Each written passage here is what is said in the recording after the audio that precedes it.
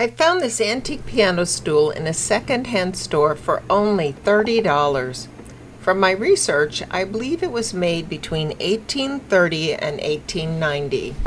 I can only imagine the history that this chair has seen. It could have been used by a pianist in a vaudeville band, or perhaps to play music for a silent film.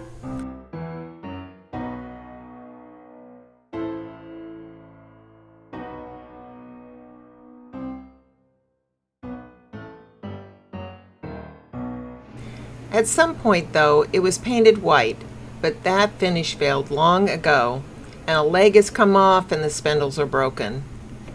I especially like the feet with blue marbles encased in the metal claw feet. Watch the video to see if I'm able to bring it back so it can see another 100 years of life.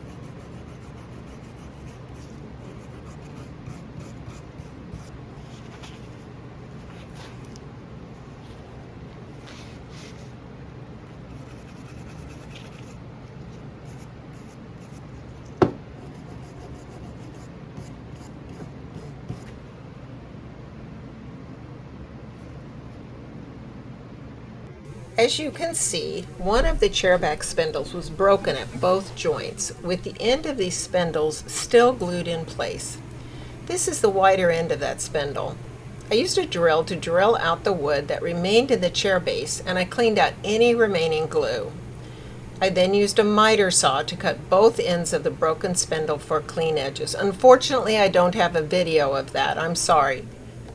To extend the wider end of the spindle, I glued a 1/2 inch wood dowel to the end just to hold that dowel in place while I drilled a smaller 1/4 inch hole in the center. I planned to use a 1/4 inch dowel to join these two pieces, so it was that 1/4 inch dowel that was going to go through that hole in the center of the 1/2 inch dowel. When the glue was dry, I used a 1/4 inch brad point bit to drill a hole in the center of the dowel. Those drill bits are kind of cool. You see they have a pointed edge, so when you go to drill a hole, the point holds the drill bit in place so it doesn't wander around the surface of whatever you're drilling. The drill bit, though, didn't extend deep enough into the spindle, so I cut the spindle down so that it was closer to the final length, and then I drilled the hole even deeper. The 1/4 inch dowel was then cut to length using a Japanese saw, and I glued it in place with wood glue. That repaired that end of the spindle.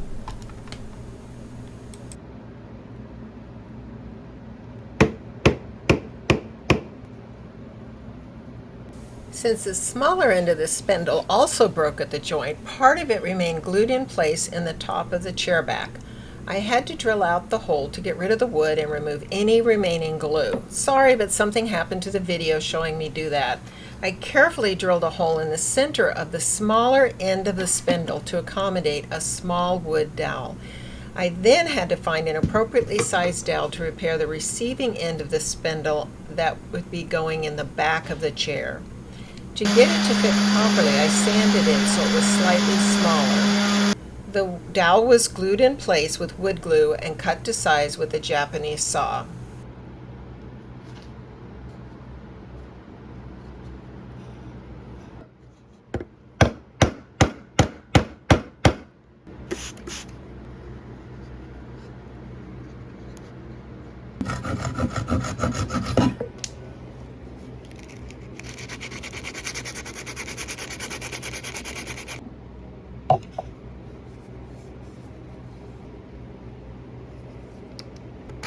When the glue was dry, I drilled a hole in this repaired area. The new smaller dowel was glued and inserted in the spindle, and then inserted in the new repaired hole.